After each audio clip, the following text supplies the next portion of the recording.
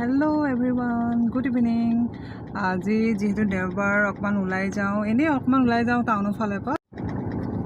অকল ওলাই গ'লেতো নহ'ব, মোৰ বসন্তীখনক কিবা এটা খুৱাই লওঁ দেই, নহ'লে বৰ ঠেহ পাতে।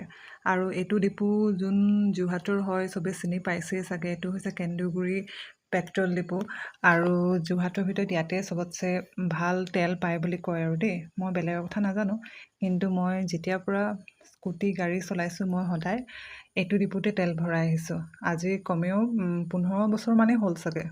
এই ডিপুটো কেনেকৈ মোৰ ইমান আপোন, ইয়াৰ আঁৰৰ কাহিনীটো কৈছোঁ দেই আপোনালোকক। মই যেতিয়া প্ৰথম যোৰহাট আহিছিলোঁ তেতিয়া মই জাষ্ট ইঞ্জিনিয়াৰিঙৰ নাম লগাইছিলোঁহে। তেতিয়া মই যোনটো ভাড়াঘৰত আছিলোঁ তাৰ অপজিটত এই কৰ্মচাৰীসকল আছিলে নিজৰ নিজৰ পৰিয়াল লৈ পিনে। তেতিয়া কমেও 7জনমান হ'ব চাগে দেই, মই পাহৰিছোঁ এতিয়া। তেতিয়া তেওঁলোকে ক'লে যে তুমি এটা কাম কৰিবাচোন, আমাৰ ল'ৰা ছোৱালীকেইটাক টিউশ্যন লৈ দিবা।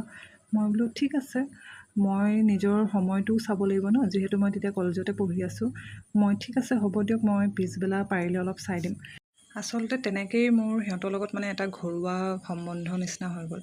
আৰু সেইটো সময়ত যেতিয়া মই পঢ়াইছিলোঁ তেতিয়া এগৰাকী ষ্টুডেণ্ট আছিলে দেই। তাইৰ বয়স সেইটো সময়ত 3 বছৰ এমাহ 2 মাহ তেনেকুৱা কিবা এটা হ'ব। মই তেতিয়া তাইক প্ৰথম ABCD পঢ়াইছোঁ। তাইক মই এবাৰতে ABCD যেতিয়া শিকাইছোঁ, তাইক এবাৰতে কওঁতে তাই এবাৰতে মুখস্থ। মই তেতিয়া ভাবিছোঁ দেই, যি মূলা বাঢ়ে কিন্তু দুপাততে চিন। আৰু মই এতিয়া খবৰ লৈছোঁ তাই একদম MBBS পঢ়ি আছে। ভাবকচোন মোৰ মনটো কিমান ভাল লাগিছে। যিজনী ছোৱালীক মই ABCD পঢ়াইছিলোঁ সেই ছোৱালীজনী এতিয়া MBBS পঢ়ি আছে। বাকী যি কি নহওক, তাই ভাল হওক সেইটোৱে প্ৰাৰ্থনা কৰিছোঁ ভগৱানৰ ওচৰত।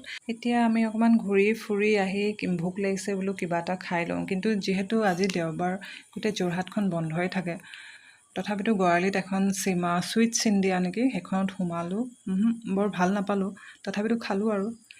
যিহেতু তাত হেঁপাহ নপলালে আকৌ আহি যোনখন আমাৰ বৰপুলৰ এভাৰডে, তাত আহি ইয়াতো আকৌ সোমাই কিবা কিবি অলপ খালোঁ। তাৰপিছত ঘৰলৈও মিঠাই চিঠাই অলপ পেকিং ল'লোঁ। ঠিক আছে, তেনেহ'লে মোৰ আজি গধূলিটো এনেকৈয়ে পাৰ হ'ল। আশা কৰিছোঁ আপোনালোকৰো ভালে ভালে পাৰ হ'ল। তেনেহ'লে আজিলৈ আহিছোঁ। বাই বাই সকলোকে।